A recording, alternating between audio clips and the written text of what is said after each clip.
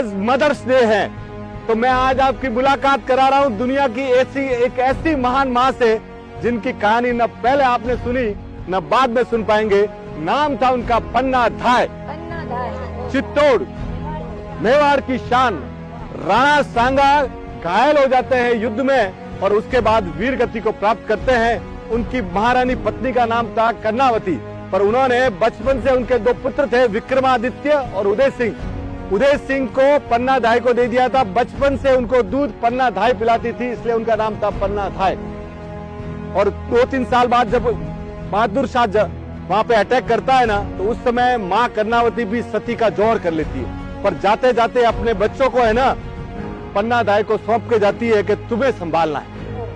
और इधर चित्तौड़ में उथल पुथल चल रही है, षड्यंत्र चल रहे हैं। एक बनवीर करके क्रूर आदमी आता है और उसको लगता है कि अभी मैं चित्तौड़ के ऊपर कब्जा कर लूंगा। वो रात को आता है और विक्रमादित्य की नंगी तलवार से 2 टुकड़े कर देता है, पहले पुत्र को मार देता है। और जब वो दूसरा तलवार लेके, इतने में एक विश्वस्त साथी को मालूम पड़ जाता है कि ये आ रहा है, तो वो पन्ना धाय को बोलता है कि ये आपके बच्चे को, इनको आप सुनिए। पन्ना धाय का भी एक लड़का था, नाम था उसका चंदन। वो जुलाई में पैदा हुआ और उदय सिंह अगस्त में, दोनों सेम ही उम्र के थे। अब इसको मालूम पड़ता है कि ये मारने आ रहा है, तो चंदन को बोलते हैं कि तुम राणा उदय सिंह के कपड़े पहन लो, और राणा उदय सिंह को पहनते हैं तुम चंदन के। आप देखिए माँ ने कितना बड़ा निर्णय लिया होगा, ऐसा निर्णय आपने सुना ही होगा। और बोलती है अपने चंदन को राणा उदय सिंह की सैया पे सुला देता है। इधर ये बनवीर तलवार लेके आता है और बोलता है कि कहाँ है उदय सिंह, उदय सिंह। तो ये गुजरी थी तो इसने कटार निकाली और पहले उनसे वो बनवीर से लड़ी, पर बनवीर ने धक्का दे दिया, तो ये जाके उस बच्चे के ऊपर गिरी। तो उसने बच्चे को देखा और एक ही तलवार से 2 टुकड़े कर दिए। अब इधर इन्होंने क्या किया था, पन्ना ने एक बांस की कटोरी में रबारी जाति की एक लेडी के साथ में वो बच्चे को बाहर भेज दिया था।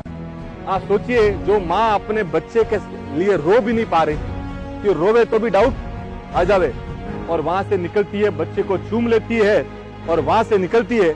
अब देखिए कैसी माँ है साहब। वहां से वो निकल के देवरिया जाती है। देवरिया जाके वहां के राजा को बोलती है, ठाकुर साहब को, कि बच्चे को संभालिए। वो बोलते हैं हम बनवीर से दुश्मनी मोल नहीं लेंगे, तुम यहाँ से जाओ। फिर वो डूंगरपुर जाती है, तो डूंगरपुर वाले भी बोलते हैं कि सब बात सही है, पर हम बनवीर से दुश्मनी। अब ये देखिए औरत माँ, अब वो देखती है कि सबको मालूम तो पड़ ही जाएगा, तो सुदूर कुंभलगढ़ जाती है।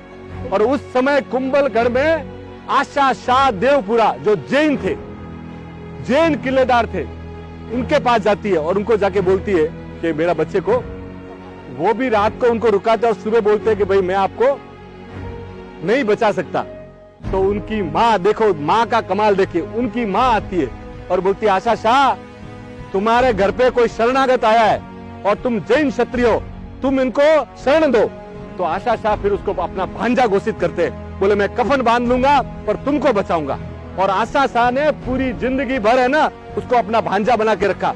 अगला 5 साल में जब महाराणा अपने यौवन में आ गए, तो उन्होंने चुपचाप सब सामंतों और सेनापतियों को इकट्ठा करके बताया कि ये महाराणा उदय सिंह है। और वही सेना ने बाद में चित्तौड़ पर आक्रमण करके बनवीर को मारा गया। और आप सोचिए, वही उदय सिंह के महाराणा प्रताप पुत्र हुए।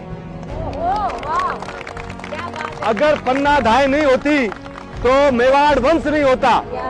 तो इन्होंने आज उनको इतना रेस्पेक्ट देने के लिए, आज भी अगर आप उदयपुर जाएंगे ना, तो पन्ना धाय की मूर्ति है तो 9 फीट और 6 इंच की, और उदय सिंह जी की मूर्तियां हैं 5 फीट 6 इंच की। उन्होंने दुनिया के इतिहास में ऐसी माँ नहीं हुई है, न कोई हो पाएगी जो अपने बच्चे को राष्ट्र के लिए समर्पित कर दिया। तो पन्ना धाय की जय हो, प्रताप की जय हो। Thank you sir, thank you.